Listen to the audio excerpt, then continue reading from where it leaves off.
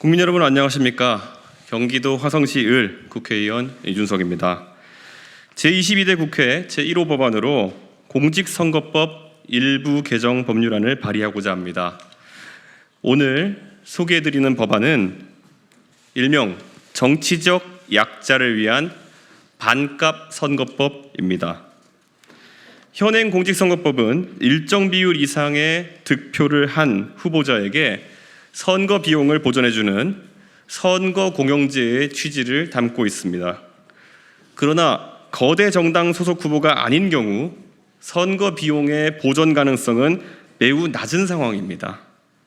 선거 운동에 있어서도 개인의 재정 여력에 따라 후보자 간 큰 편차가 발생하고 있습니다. 또한 문자 메시지 발송 과정에서 개인정보 보호와 관련된 민원이 끊기지 않고 인터넷 광고는 인터넷 언론사에만 허용되는 등 현행 선거제도에는 여러 가지 문제가 존재합니다. 저는 많은 선거를 치르며 선거 캠페인을 제대로 개혁해야 한다고 생각해 왔습니다.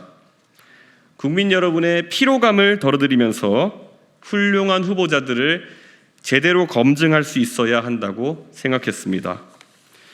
무엇보다 젊은 세대나 경력 단절 여성 등 정치적 약자들이 선거에 쉽게 진입하고 부담 없이 선거를 치를 수 있어야 한다고 생각했습니다.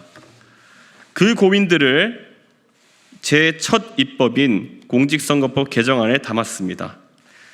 개정안의 주요 내용들을 말씀드리겠습니다.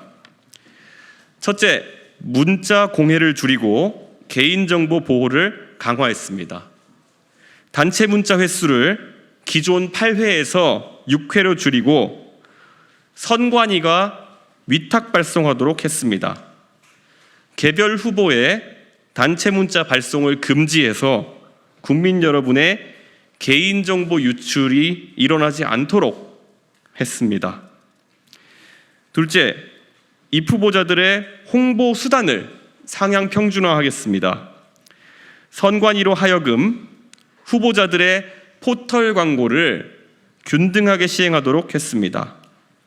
또 기존 인터넷 언론사에만 한정되던 인터넷 광고를 SNS 등에서도 할 수 있도록 확대하겠습니다. 셋째, 선거 비용 보전 범위는 확대하고 선거 비용 한도는 축소하겠습니다. 15% 이상 득표했을 때 선거 비용의 100%를 보전하는 현행 조항은 유지하되 10% 이상 득표한 후보자에게 기존 50%에서 70%로 보전 비율을 상향하고 5% 이상 득표 시 선거 비용의 50%를 보전하는 안을 신설했습니다. 이와 함께 지금에 비해서 법정 선거 비용 한도액을 약 70% 수준으로 축소하겠습니다.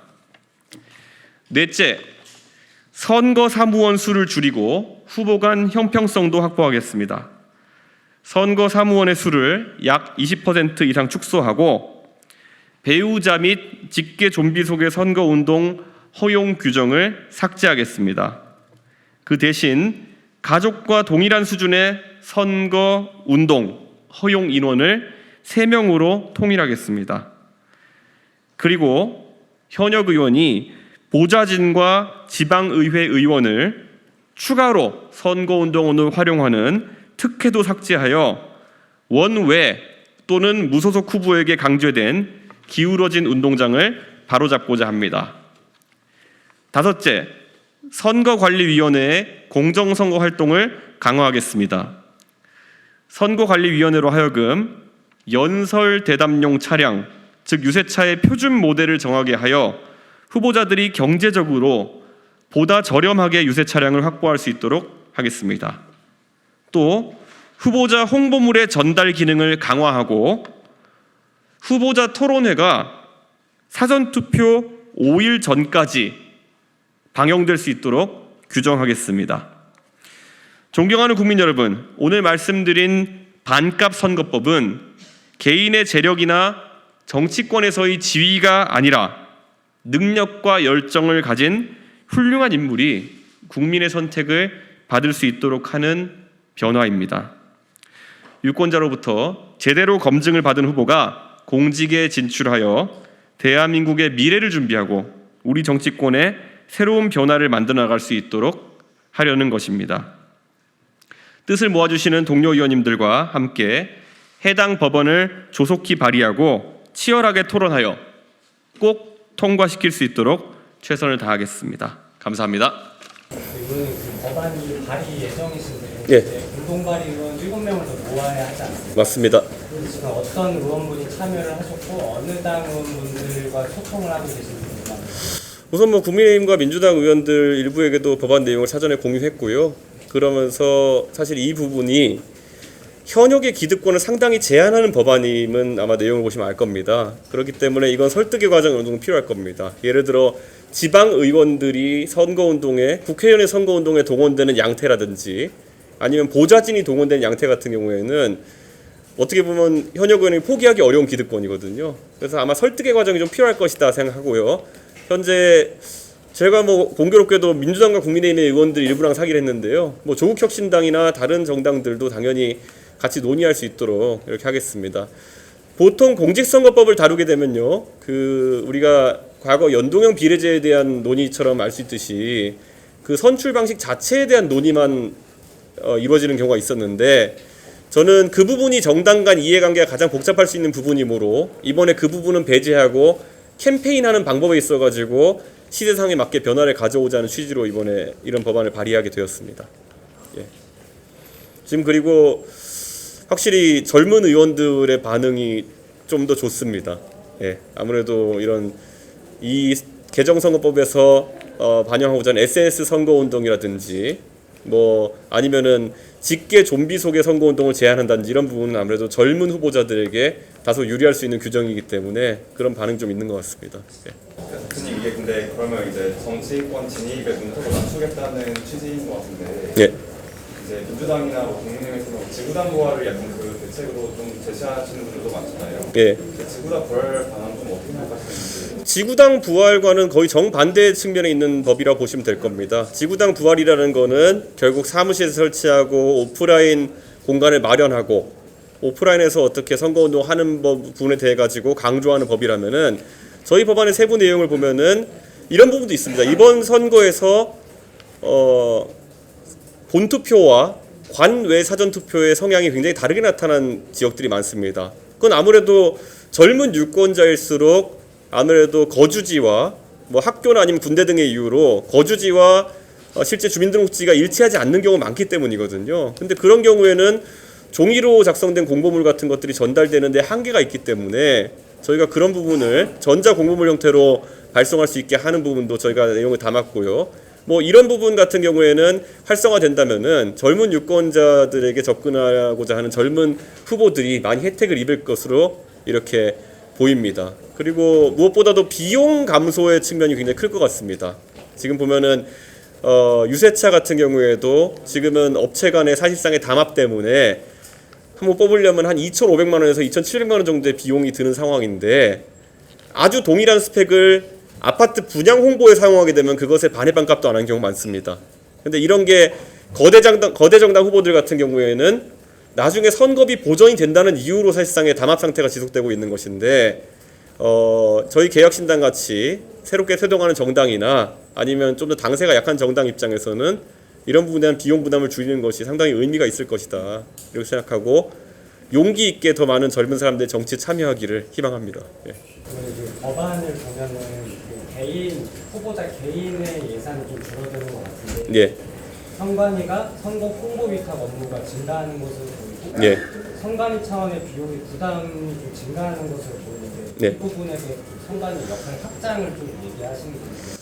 선관위의 역할이 공영성을 확대하기 위해서는 당연히 좀 확대되어야 되는 부분이 있다 이렇게 생각하고 저희 의원실에서 아마 오늘 오후 중으로 이 법안의 구체적인 내용을 설명하는 영상을 또 유튜브 채널에 게시할 계획입니다. 근데 예를 들어 비용 같은 면에서도 지금 문자 메시지 발송을 일례로 들자면은 젊은 후보일수록 지역에 기반이 없을 때 급하게 선거에 뛰어들었을 때 브로커나 이런 분들에게 검증되지 않은 명단을 획득해가지고 허탕으로 문자 보낸 경우 굉장히 많습니다. 그래서 우리 유권자들이 많이 접하시는 나는 부산에 사는데 왜 서울에 있는 후보가 나한테 문자를 보냈지? 이런 건 사실 사회적 비용 낭비거든요. 근데 그런 건 명단이 정확하지 않기 때문인데 오히려 개인정보 유출의 우려도 없으면서 선관위가 그 사무를 위탁해가지고 위탁 발송할 수 있게 된다면은 문자 메시지가 정확히 주민등록 주소지에 맞게 들어갈 수 있게 하는 것도 굉장히 중요하다 그런 생각입니다. 그래서 실제로 그런 것이 활성화되면은 오히려 총 비용은 상당히 감소할 것으로 보이고 지금은 문자 메시지 발송에 대해 가지고 불법성을 추적하기 위해 가지고 선관위에서 많은 인력과 노력이 들어가고 있습니다. 근데 위탁 발송으로 일원화되게 된다면은 오히려 관리 비용 같은 경우에는 감소할 수 있다 저는 이렇게 생각합니다. 그렇기 때문에 저는 이 부분은 저희가 공적으로 투입하는 예산이 다소 늘어날 수는 있겠지만은 선관위의 관리 자체는 굉장히 투명해질 수 있다. 저는 그런 생각합니다. 관련해서 선관위랑 연결 좀. 저희가 법제실과 이런 건 논의를 하는 과정이 있었고요. 선관위 측에도 일부 문의한 바가 있습니다. 그런데 선관위 측에서 뭐 모든 조항에 다 동의를 하진 않겠죠. 왜냐하면 업무가 가중되는 부분도 있고 그리고 본인들이 경험하지 않은 영역도 들어오는 경우가 있고 그런데 이런 부분은 저희가 앞으로 공론화 과정 속에서 또 조정할 부분이 있어 보이고요. 또 눈에 띄는 거는 사실 지금 언론인들을 앞에 놓고 이제 질의응답을 하고 있기 때문에 지금까지는 유권자들이 많이 질문해왔던 것이 사실 유권자에게 타겟팅한 맞춤 광고 SNS에 요즘 보면은 유튜브도 그렇고 페이스북도 그렇고 인스타그램도 그렇고 연령대와 지역에 맞는 맞춤 광고를 내보낼 수 있는 타겟팅 광고 시스템이 있는데 이것을 지금 공직선거법상으로는 활용하지 못하게 되어 있습니다. 그래서 인터넷 언론사 홈페이지나 포털에만 지금 광고를 게시할 수 있도록 되어 있는데요.